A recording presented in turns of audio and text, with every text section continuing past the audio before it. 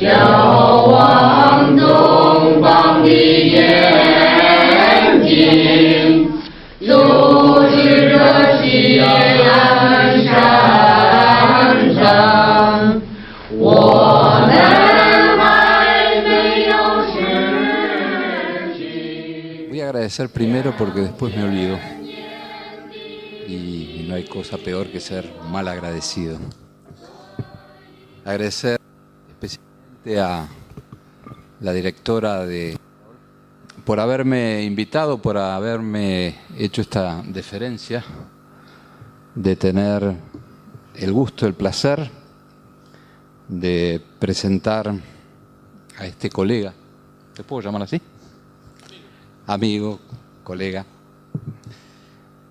que no lo voy a presentar y no voy a leer su currículum porque es enorme, pero solamente voy a decir que tiene más de 15 obras publicadas,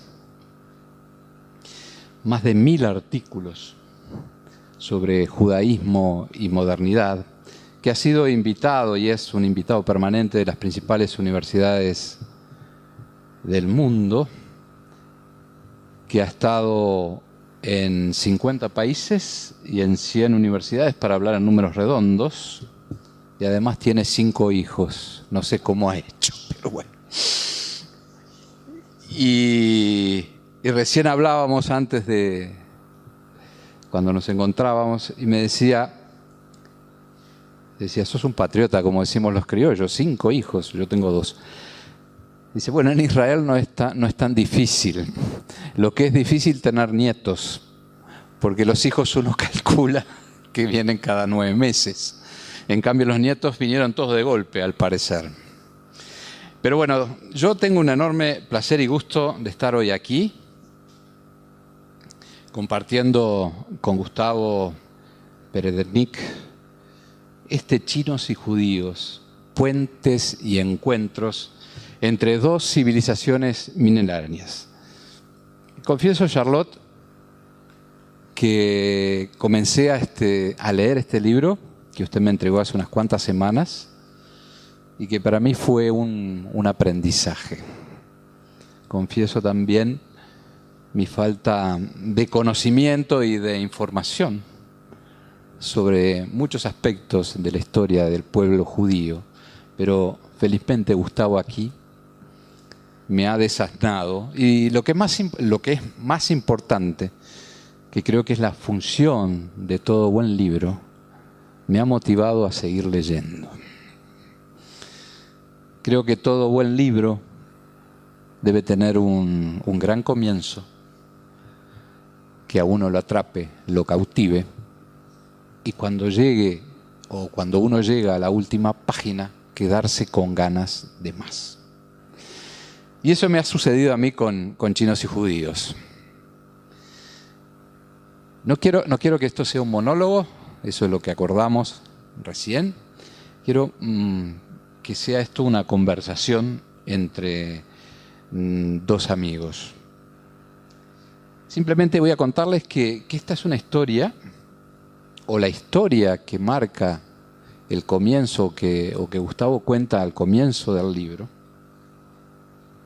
Es una historia que luego se hará libro y que va a cambiar, y no precisamente para bien, la historia del mundo.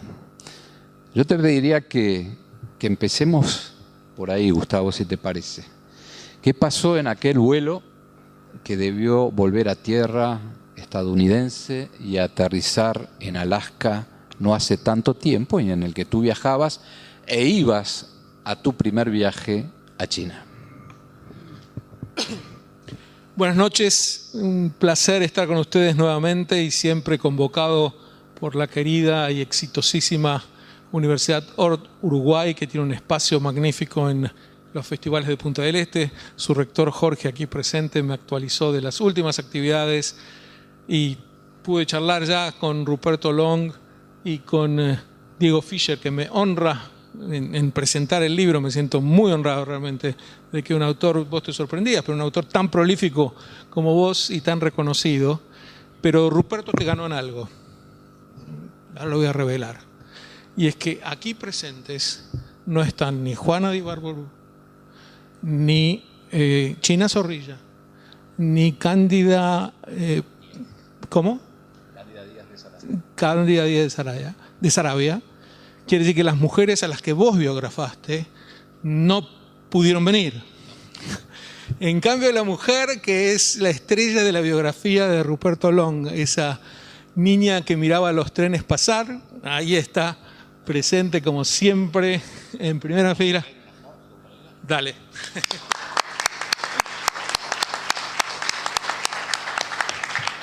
A partir de hace unas semanas la llamamos los amigos Madame Scopus, la gente sabrá por qué.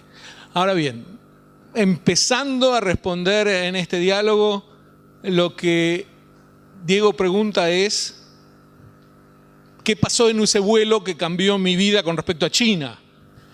Y es que yo estoy cruzando el Pacífico en mi primer viaje a China, dormitando con entusiasmo, pensando en el programa de actividades que tenía en la ciudad de Nanjing, la universidad con la que quedé vinculado desde entonces para dar una serie de conferencias, invitado por el profesor Xu Xin, que es la máxima autoridad de judaísmo en China y que me ha honrado también con su comentario impreso en el libro.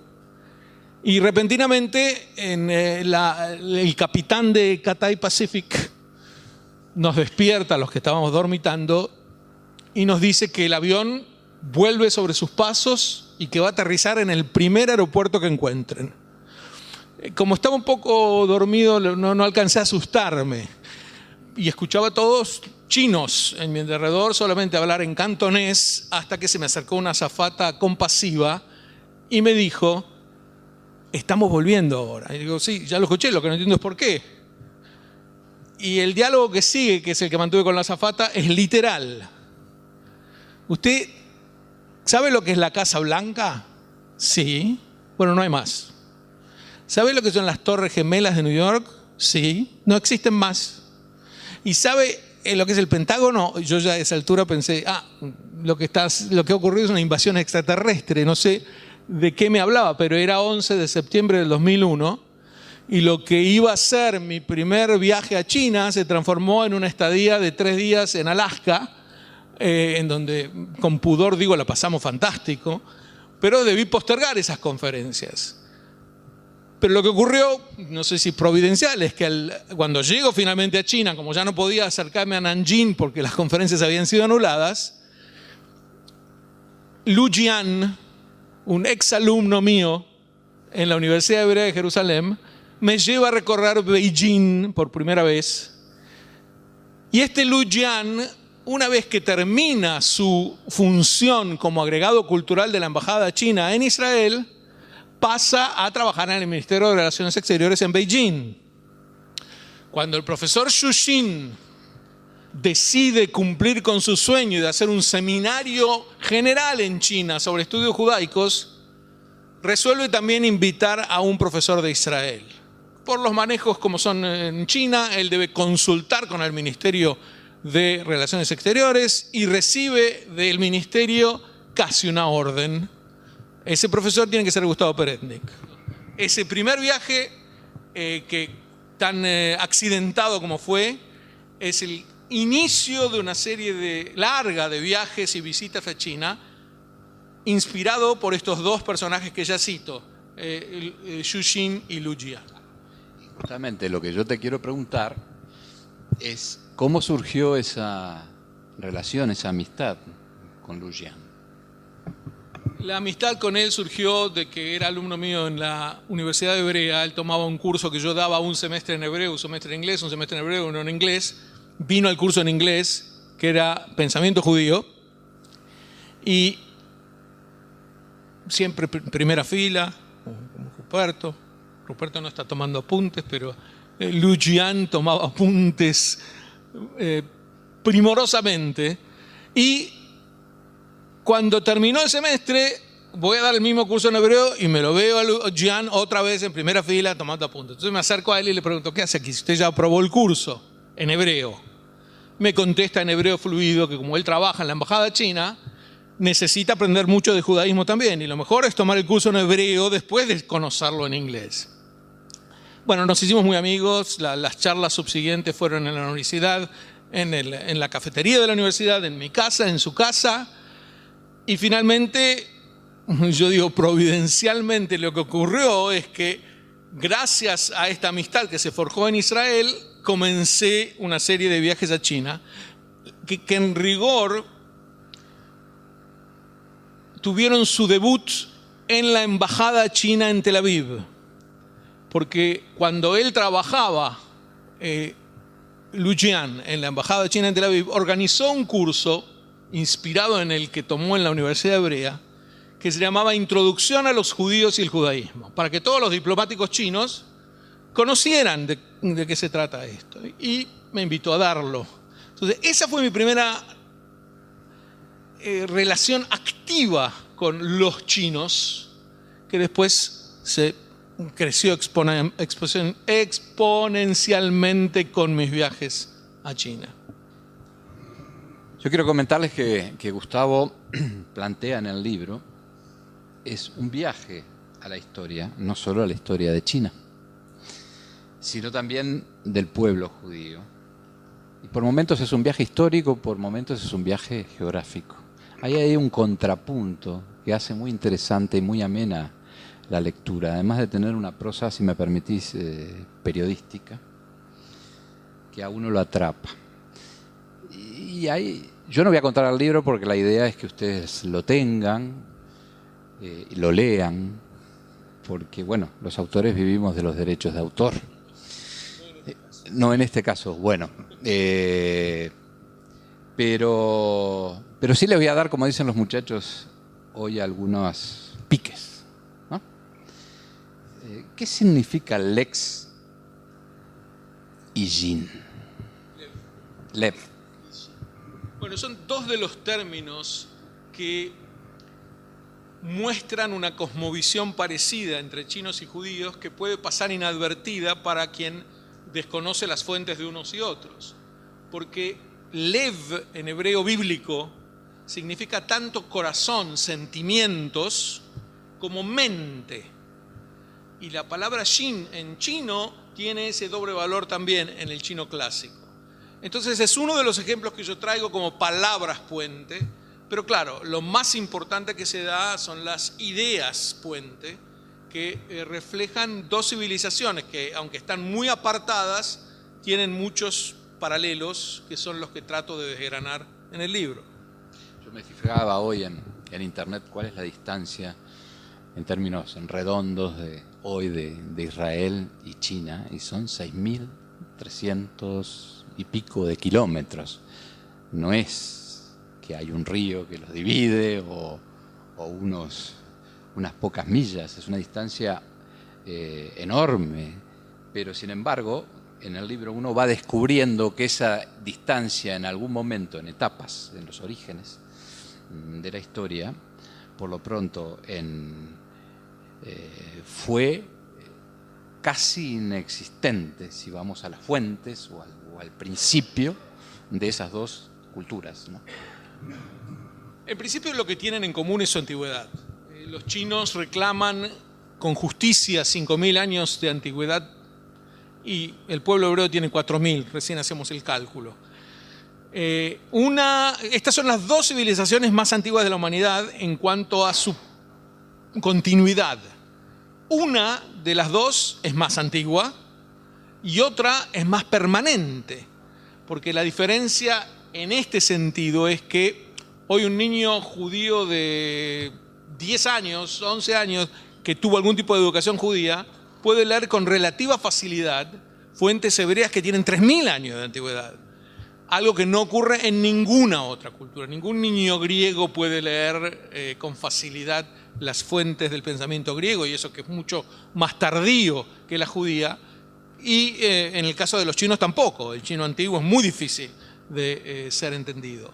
Por lo tanto, esa antigüedad que se da en los dos ya de por sí puede obrar de puente. Pero además hay una experiencia histórica compartida en el sentido de que ambos se han visto en circunstancias de víctimas de persecuciones a lo largo de muchos siglos, y eso que todavía no entramos en el tema de las ideas, que es muy fértil también.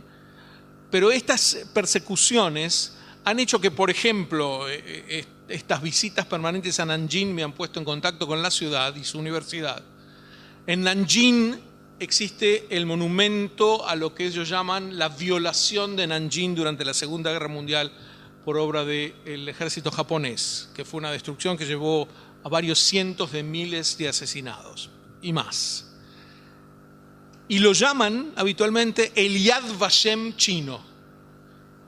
Ven que en la Segunda Guerra Mundial, precisamente, enemigos de una y otra que se habían dispuesto casi a la destrucción, en un caso decididamente a la destrucción total del pueblo judío, estaban aliados, Alemania y Japón. Entonces, eso también acerca un poco al pueblo judío con el pueblo chino, porque además que China es virgen en materia judeofóbica. Ustedes saben que uno de mis libros, que fue publicado hace unos meses nuevamente por Sudamericana, Judeofobia, trata de explicar las raíces, las causas del odio antijudío. Yo prefiero el término judeofobia al de antisemitismo, que es un poco equívoco. China se cita con mucha frecuencia como el ejemplo del país en donde nunca hubo semejante fenómeno. Y no tiene nada que ver con que haya habido o no judíos en China, porque la judeofobia se las ingenia para estar en los países donde nunca hubo judíos también. El tema es que, investigándolo mucho, encontré que no es que nunca hubo, hay algunas excepciones pequeñas, pero esa virginidad de los chinos en cuanto al odio antijudío, en un país en donde no penetró ni la judeofobia tradicional de la Iglesia europea medieval, ni la judeofobia actual del mundo islámico, ni una ni otra penetró en China. Entonces, yo puedo dar en la Universidad de Nanjing una conferencia que se llama La vigencia del sionismo hoy, y se me llena de 500 estudiantes, pero con una facilidad. Bueno, 500 estudiantes en China es poco, pero el salón está muy lleno y eso es muy gratificante. Imagínate, Diego, si llegara a llamar en España o en otro país europeo a una conferencia de una universidad la vigencia del sionismo hoy, yo creo que incendian la universidad antes de que yo pueda siquiera llegar. Nadie me dejaría dar una conferencia con ese título que a los ojos de ellos es muy provocador. En cambio, en China lo viven con esa naturalidad. Y organizamos en una oportunidad una encuesta callejera, espontánea, preguntándole a la gente que pasaba por la calle si había escuchado hablar de los judíos. La abrumadora mayoría responde que sí. Hay una pequeña minoría que dice, no, ¿de qué se trata? Pero, ¿en qué hotel están? Pero todos, no el 90%, todos los que dicen sí, por supuesto, cuando le preguntas ¿y con qué lo asocia? Siempre es algo positivo, pero solamente positivo. Ni siquiera positivo. En general lo primero que dicen, es un pueblo muy inteligente. Y citan a Einstein. Me tocó, esto está en YouTube, lo pueden ver. Estoy dando clase en una escuela secundaria en China. Y les pregunto si saben de algún judío. Y les digo, bueno, todos me dicen no. Yo digo, pero es raro, porque en estos momentos aquí hay 2 judíos. Los chicos muy sorprendidos. Le digo, bueno, uno soy yo, risa general, y el otro está ahí. Hay un cartel grande, un retrato grande de Einstein colgado en la pared, que es muy habitual en los institutos educativos de China. Por lo tanto, lo primero que dicen es un pueblo muy inteligente, pero después lo que agregan siempre es positivo. Esto no se da, para marcar el contraste, en Europa. En las Américas hay, digamos, es bastante más matizado o un poco menos unánime que en Europa. Por lo tanto, me pareció que esto permitía una mayor fertilidad en el diálogo. Y de ahí nace este proyecto Haitian de esclarecimiento en China, que fue con el que viajé con tanta frecuencia en su momento. Tú destacás aquí, en ese contrapunto que haces entre lo que es la religión, lo que es el judaísmo y el confucianismo, que no es lo mismo que confusionismo, ¿no? Y hablas de la fe en un solo Dios, hablas de un lenguaje de ideas que se escribe en letras, hablas de una noción sublime del tiempo expresada en el Shabbat, Hablas de los ideales bíblicos de confraternidad, justicia, responsabilidad individual. Y también señalás que el pueblo judío se ha destacado por su palabra escrita, profunda y vivaz. Es el pueblo más antiguo, y esto para mí, y confieso mi ignorancia, es el pueblo más antiguo de los pueblos alfabetizados. Y subrayás el mandato del patriarca, de Abraham, ¿no? En la frase, vete de tu tierra a la que yo te indicaré. Como que estos principios, estos preceptos están muy vigentes hoy en día.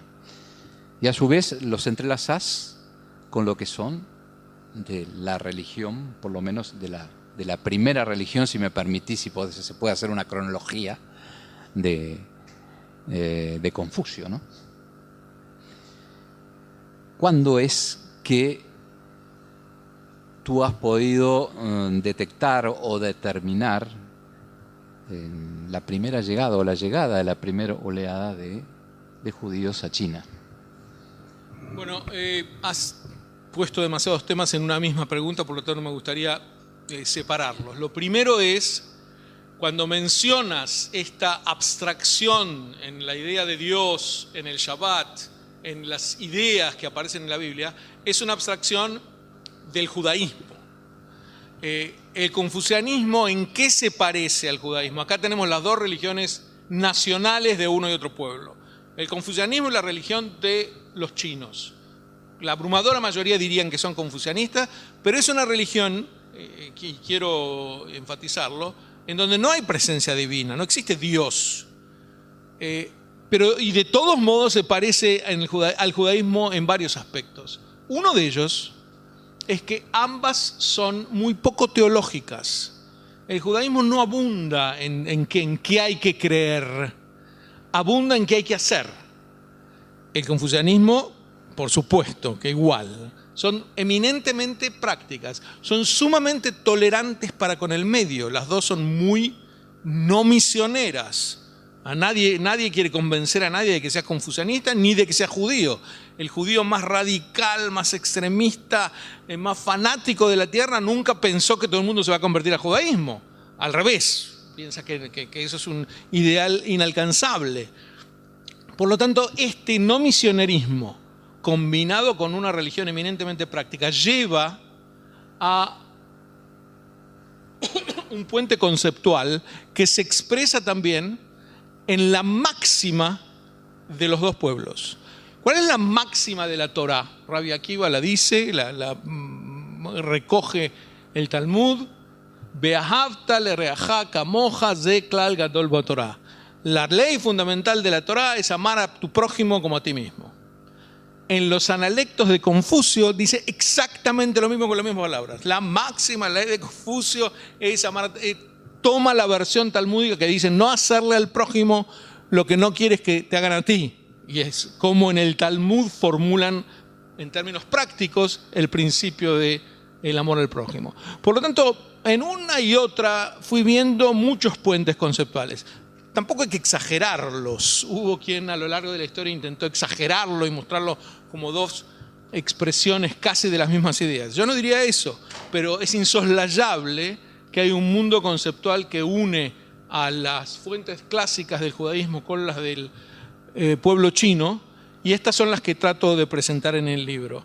Que por otra parte, quiero aclararlo, el libro es una amalgama, lo digo porque vos con intención elogiosa lo llamaste un estilo periodístico, e intenta hacer una amalgama de por lo menos tres modos literarios. Uno es el académico. El libro tiene muchas fuentes y en ningún momento dice algo que no se pueda constatar. El otro es... Eso es buen periodismo. Ahora, sí, buen periodismo que no se encuentra en ningún lado. Buen periodismo. Es escaso, pero bueno.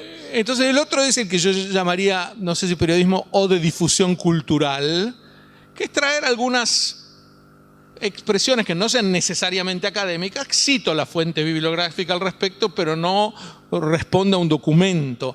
Justamente con Charlotte, en los muchos diálogos que tuvimos sobre este libro, me llamaba la atención que ella siempre, como directora de la Fundación Ort, que es la que mantiene a la universidad, uno esperaría que ella pusiera el énfasis en lo académico. Ella me decía, no, bajá este capítulo porque ya pasa a ser muy aburrido, que sea un poco más dinámico. Y aquí viene la tercera parte de la amalgama, que es la experiencia personal. Cuento anécdotas personales de lo que a mí me tocó vivir en China. Esto es muy poco académico porque lo mío es una gota en el mar del conocimiento, pero me parecía que corroboraba lo que venía diciendo acerca de las grandes ideas que los hermanaban. Así que, respondiendo a tus muchas preguntas, y por eso me extendí en la respuesta, diría que hay muchas ideas que aparecen en el confucianismo y en el judaísmo, hay muchas experiencias históricas que unen a otro pueblo y que son estas, dejan una impronta mayor que lo muchísimo que los separa, tanto lo demográfico como lo geográfico, como que uno es el centro del extremo oriente, así se llama Son Kuo, que quiere decir el reino central, frente a Israel, que es una especie de puente entre Oriente y Occidente, y vos hablabas de distancias geográficas, equidistante como está Israel entre Estados Unidos y China. Yo al final del libro hago una especulación acerca de que puede hablar de puente entre, sobre todo en estos días en donde hay ciertas tensiones entre las dos potencias mundiales, por llamarlo de algún modo, algo que a Israel le ocurrió en la antigüedad también, de ser puente entre potencias. Después te voy a preguntar quién es el señor Wang. Wang. Soy yo. Wang quiere decir rey en chino. ¿Por qué te llaman el rey? Tanto como llamaron, es un nombre en China. ¿Qué ocurre? Mi abuelo se llamaba Melech, que en hebreo se dice Melech y quiere decir rey. No es un nombre muy habitual en hebreo, solamente ashkenazí, no sefaradí, y poca gente lo tiene.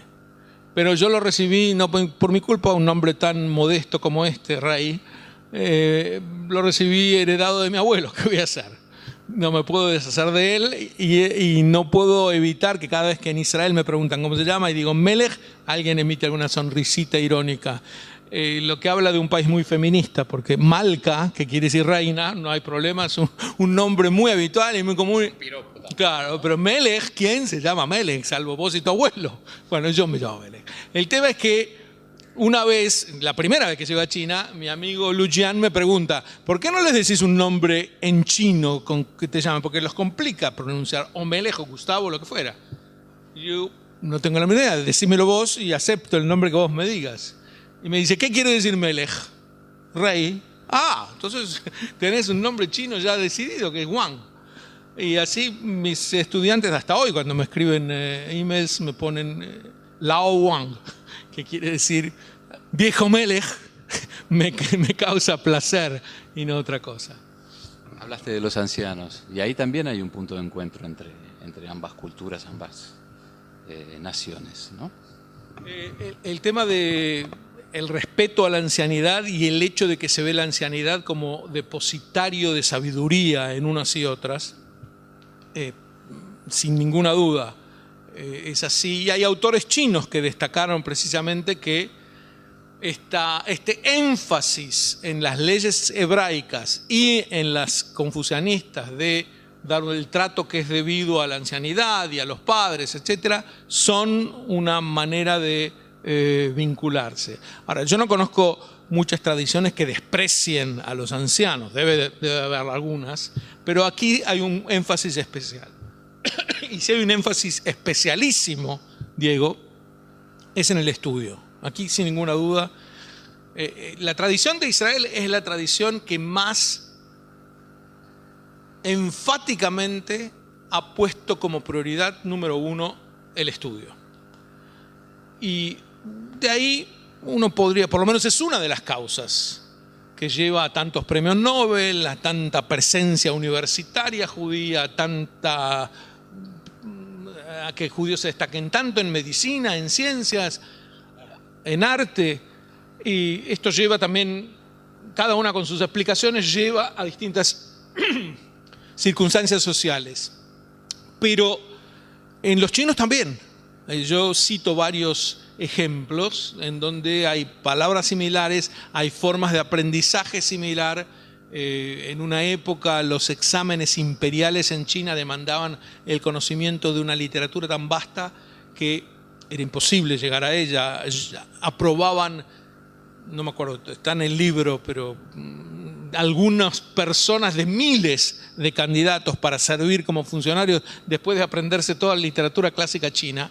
Y nótese que cuando esto se abrió a la pequeñísima, diría diminuta, casi inexistente comunidad judía, que les permitieron también presentarse a estos exámenes, inmediatamente varios de ellos fueron admitidos, lo que hablaba a las claras de una dedicación al estudio que no tenía límites, porque, insisto, hoy en día no me puedo acordar si estuviera aquí María Aspirós, que está a cargo de los estudiantes chinos en la Universidad Ord, me recordaría, está en el libro por supuesto, el nombre de los exámenes que tienen que pasar los chicos chinos hoy en día, que no son tan despiadados como los de la Edad Media, pero que también los tienen agotadísimos hasta que pueden aprobar la escuela secundaria y entrar en la universidad. Todo esto está en el libro y algunos términos se me escapan. Hablemos de literatura. Del libro de Job, la obra de Cuyu, ¿está bien dicho? ¿Qué hay ahí? Hay ahí un paralelo, yo traigo dos paralelos bíblicos. Antes de que Charlotte me recortara capítulos que pasaban a ser un poco aburridos, y estoy totalmente de acuerdo, dejé finalmente dos ejemplos, había algunos más, de literatura clásica judía y literatura clásica china que eran identificables una con otra. Vos tenés ahí el libro, voy a leer algo. Una es el libro de Job, el libro bíblico del hombre que sufre y no se sabe por qué y expresa sus pesares, y aparece en Xu Yuan, el primer importante poeta de China, que en el siglo III antes de la era común escribe las elegías de Xu. Las elegías de uno y otro son bastante parecidas, con muchas diferencias que también señalo, pero esta lamentación de lo que le está ocurriendo en la vida aparece en uno y otro. Pero más que ellas son la batalla de Mue, en donde Shang Fu informa al rey sobre qué pasó cuando obtuvieron la victoria. Bueno, no la voy a leer porque es un poco extenso, sobre todo porque Erika nos dice que tenemos unos minutos más, pero es muy parecido al canto bíblico, a lo que llamamos Shigat Hayam, el cántico del mar, que cantan los hebreos cuando vencen a los egipcios que los perseguían. Y entonces pongo los dos poemas y sorprende el paralelo en uno y otro. Esto lo encontré yo. Hay varios, si bien no soy un investigador, no me las doy de tal, porque no voy a fuentes primarias, sino una especie de compilador, hay algunas de las ideas puestas en este libro que son mías, perdón por la jactancia. Una es la que acabo de mencionar y una negativa que me gustaría mencionar. Hay una novela llamada Peonía, que cuenta la vida de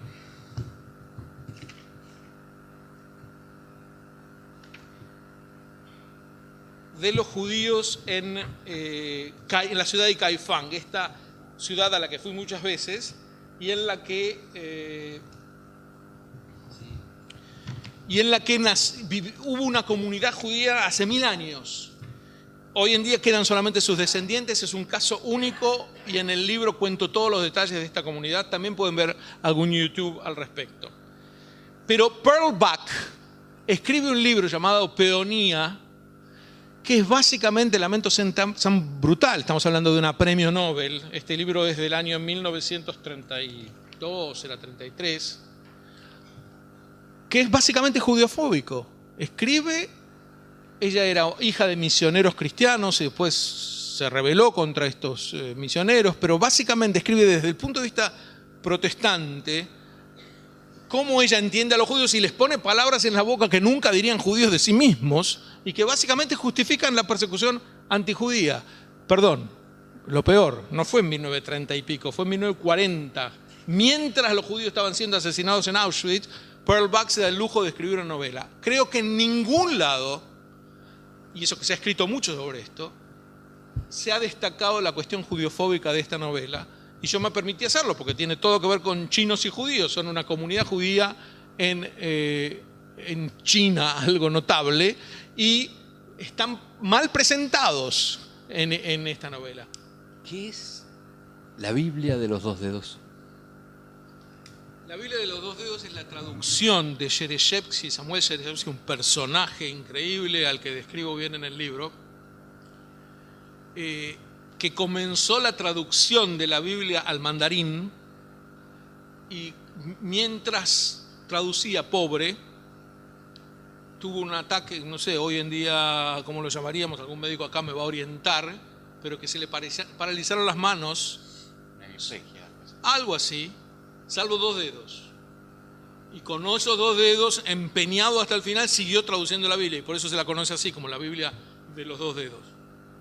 Esta experiencia vale la pena la pregunta para recordar la vida de los que visitaron a la comunidad judía en Caifán, que son varias oleadas y que realmente cuentan historias apasionantes de lo que vieron allí. ¿Qué pasó en Shanghái en la década de 1930? Shanghái fue, junto con otras dos, las comunidades del siglo XX básicamente, que se forjaron para permitir que los judíos pudieran encontrar refugio de las persecuciones europeas, y cuando terminó la guerra, básicamente, no rápidamente, pero paulatinamente abandonaron la ciudad. Pero en el momento en que estuvieron ahí desarrollaron una vida comunitaria intensísima que se sigue estudiando hasta hoy. Yo me imagino que los chicos en Ort, los chicos chinos que vienen desde Harbin, conocen el tema judío de Harbin. Alguno de ellos me lo comentó incluso, que cuando ellos saben que van a ir a una universidad que está vinculada a lo judío, tratan de investigar un poco de los vínculos judíos allá y descubren que hay un museo en Harbin de la presencia de la comunidad judía en Harbin, que fue muy prolífica, y yo la menciono claramente en el libro. Por eso hay una diferencia muy clara cualitativamente entre las tres comunidades del siglo XX y la comunidad de Caifán, que no tiene nada que ver. Fue creada hace 1000 años y era de chinos, no de europeos como las que mencionamos ahora. En 3 palabras, 4 o 5, tengo 2 preguntas.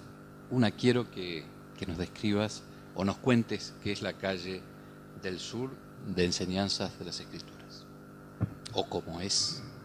En la ciudad de Caifán quedan muy pocos rastros de esta vida de hace 1000 años, pero uno de ellos es una calle en la que tuve el gusto de estar, que se llama la calle de las enseñanzas de las Escrituras, de los que estudian Torá en chino. Y lo señalo en el libro como parte del anecdotario que les mencioné antes, porque es una de las muy pocas claras expresiones de la presencia de judíos antigua en esta ciudad. ¿Qué pasó, Gustavo, en el año 2008 entre la Ort y China? Cuando Ort toma, yo creo que inconscientemente, la vanguardia. No existía ninguna universidad latinoamericana, esto lo investigué, que trajera estudiantes chinos para aprender español en Latinoamérica. ¿Querés contar rápidamente cómo fue que llegaron a la Ort? Porque lo que pasó es realmente admirable. La Universidad de Harbin decide comenzar a mandar estudiantes chinos todos los años y eligen para esto a la Universidad Ort. No eligieron a otra, ellos lo buscaron. La Universidad Ort Uruguay recibe en promedio 100 alumnos chinos cada año. De Harbin, cuando vino el rector de Harbin, vino la delegación de la Universidad de Harbin a Uruguay a firmar con nosotros. Como toda delegación china, vino el rector, el decano de Estudios Internacionales y el comisario político de la zona. Y ellos nos dijeron a nosotros, porque yo de Harbin conocía muy poco, cuando vinieron a firmar conmigo el convenio, ellos me dijeron a mí, ¿sabe que en la esquina de mi casa hay una carnicería kosher? El rector de Harbin. Dije, no, la verdad que no estaba enterado. Y me dice, cuando venga a Harbin, cuando él me invitó a ir, que no fui todavía, fue otra gente de Ort. Es más, tenemos 2 profesores uruguayos viviendo en Harbin como parte del intercambio. Me contó que en la época de la relación, cuando las relaciones eran buenas entre Mao y Stalin, 200.000 judíos rusos se fueron a vivir a Harbin. Y durante la invasión japonesa, los judíos escondieron a los chinos para que los que estaban siendo perseguidos. Y entonces los judíos resultaron muy populares luego en China. Así que en Harbin ahora hay carnicería kosher, hay sinagoga, hay escuela judía, lo que no hay es judíos, pero queda todo eso allí. Y uno de los más destacados judíos que nació en Harbin es Ehud Olmert, el ex primer ministro. El primer ministro. De todos modos, la historia de la judería de Harbin, como la de estas comunidades que estamos mencionando, está incluida también en el libro. La mayoría hoy en día están en Hong Kong, hay en Shanghái también, pero son judíos, más o menos como máximo 5.000, pero son judíos de descendencia europea. Judíos chinos son los poquitos descendientes que están en Kaifang. La tapa del libro es una pintura que hicieron ellos, porque me encontré en Kaifang con estos descendientes. Es fascinante la historia, en el libro la cuento, pero estos descendientes no tienen ningún vínculo con la religión judía. Se mueren de ganas por expresar algo del judaísmo y no saben cómo. Y a mí se me ocurre la idea no, en realidad no se me ocurrió directamente, se me ocurrió indirectamente. ¿Por qué? Porque me presentan a uno que pinta muy bien. Entonces dije, si te doy algún motivo judío, ¿te animás a pintarlo? Creo que fue el día más feliz de su vida, porque eso le iba a permitir expresar esta identidad judía que él buscaba expresar de algún modo no religioso, y empezó a pintar motivos que combinen lo judío con lo chino, y es la tapa del libro. Así que, ¿cuántos son, porque vos preguntás demográficamente, los que están en Kaifang? Depende mucho de la situación política, porque cuando hay mayor apertura aparecen más y cuando hay menor apertura se reducen. Pero en mi intuición podrán ser 200 o 300 de descendientes, no de judíos, de gente que dice yo soy descendiente de los judíos de Kaifang, pero no tienen absolutamente ninguna diferencia con el chino promedio. Ahora, los de Shanghái, los de Hong Kong, que son descendientes europeos, tienen sinagogas muy activas, etcétera, por supuesto. La respuesta es, no existe lugar en este mundo donde no haya judeofobia.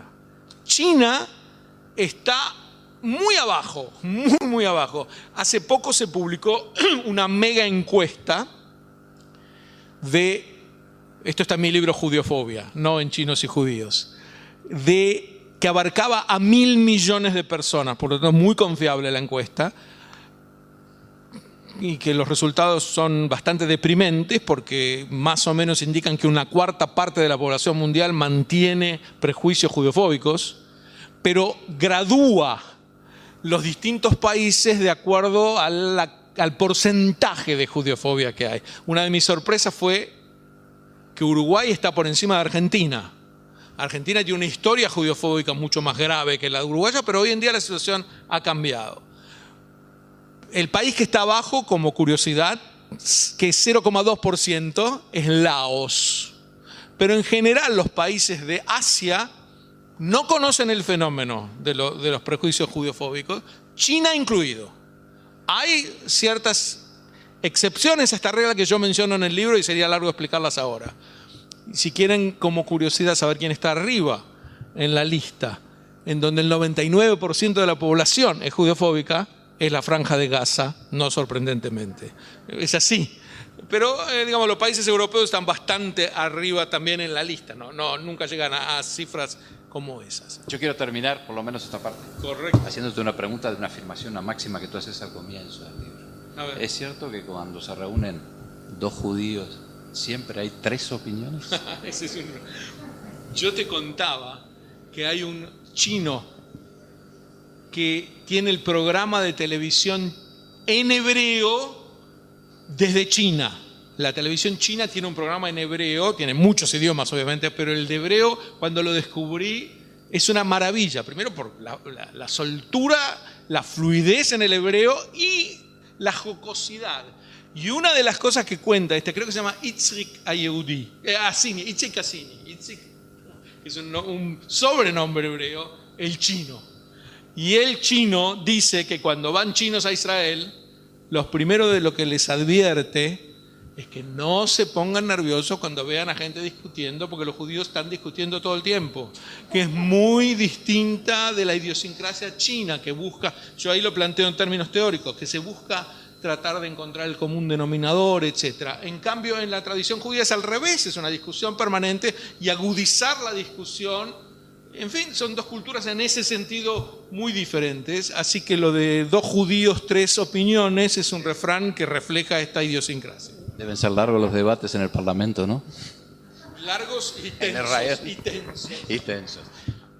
Señores, para cerrar, una frase que está en el libro y sintetiza, creo que lo que China ha hecho contigo, ¿no?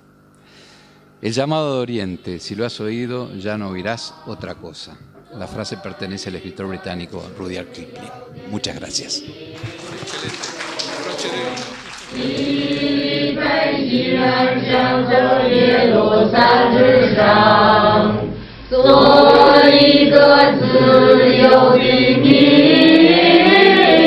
族。一百亿人向着耶路。